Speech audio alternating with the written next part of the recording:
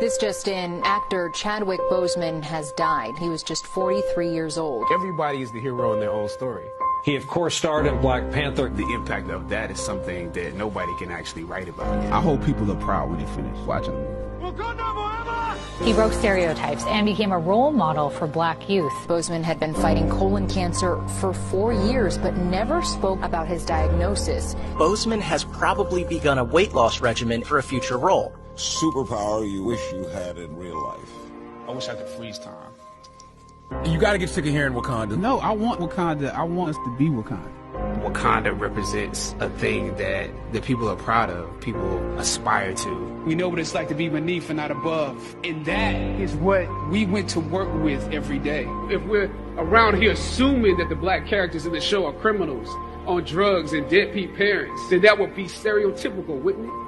He slid my resume back in his desk and said, "We'll be watching you." Once I got the first script, once I saw the role I was playing, I found myself conflicted. The role wasn't necessarily stereotypical. A young man in his formative years with a violent streak pulled into the allure of gang involvement. That's somebody's real story. But I was conflicted because this role seemed to be wrapped up in assumptions about us as black folk. I was conflicted. It was just my luck that after filming the first 2 episodes, execs of the show called me into their offices and told me how happy they were with my performance. They wanted me to be around for a long time. They said, if there was anything that I needed, just let them know. That was my opening. I decided to ask them some simple questions about the background of my character, questions that I felt were pertinent to the plot. Question number 1, where's my father? The exec answered, well, he left when you were younger. Of course. Question number 2, in this script it alluded to my mother not being equipped to operate as a good parent. So why exactly would my little brother and I have to go into foster care? Matter of factly, he answered, well, of course, she's on heroin. That could be real, I guess. But I didn't want to assume that's what it was. If we're around here assuming that the black characters in the show are criminals, on drugs and deadbeat parents, then that would probably be stereotypical, wouldn't it? That word stereotypical lingered. One of the execs pulled out my resume and began studying it. The other exec wore a smile, trying to live up to what they had promised me only a few moments before. If there's anything you need, just let us know. He slid my resume back in his desk and said, thank you for your concerns. We'll be watching you.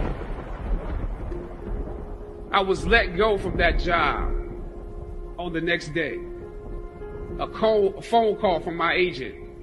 They decided to go another way. But when you have those moments alone, you start to wonder if there was a better way to handle it. And if you could have handled it better, maybe you could help your family. And then before you know it, you're broke. And you find yourself scraping together change just so you can ride the subway so that you can get the next job. And maybe if you could book something else, that would eclipse the feeling of doubt that's building. But it seems like you can't pay them to hire you now. My agents at the time told me it might be a while before I got a job acting on screen again. We're hesitant about sending you out to some people right now because there is a stigma that you're difficult.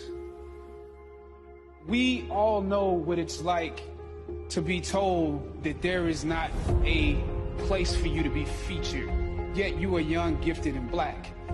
We know what it's like to be the tail and not the head. We know what it's like to be beneath and not above. And that is what we went to work with every day, because we knew that we had something special that we wanted to give the world, that we could be full human beings in the roles that we were playing, that we could create a world that exemplified a world that we wanted to see. Well, Wakanda is not, you know, it's not a real place. It's a fictitious place in Africa. But I think it's become, you know, this idea of excellence and hope, and has become sort of a totem to a certain degree that people are proud of, people aspire to. Wakanda represents a thing that can make people in real life want to live up to a certain thing. There are two little kids, Ian and Taylor, who recently passed from cancer. And throughout our filming, I was communicating with them, knowing that they were both terminal. And what they said to me is, and their parents said, they're trying to hold on till this movie comes. And to a certain degree, it's a humbling experience, because I think back now to a kid and just, you know, waiting for Christmas to come, waiting for my birthday to come. I did live life waiting for those moments. And so it put me back in the mind of being a kid. And when I found out that they...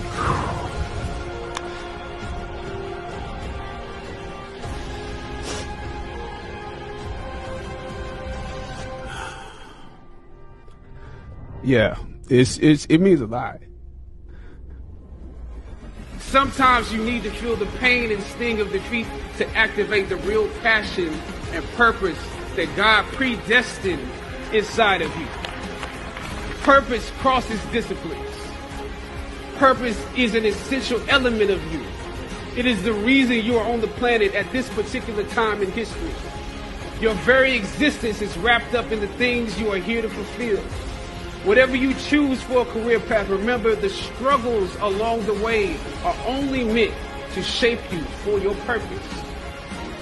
I don't know what your future is, but if you are willing to take the harder way, the more complicated one, the one with more failures at first than successes, the one that has ultimately proven to have more meaning, more victory, more glory, then you will not regret it.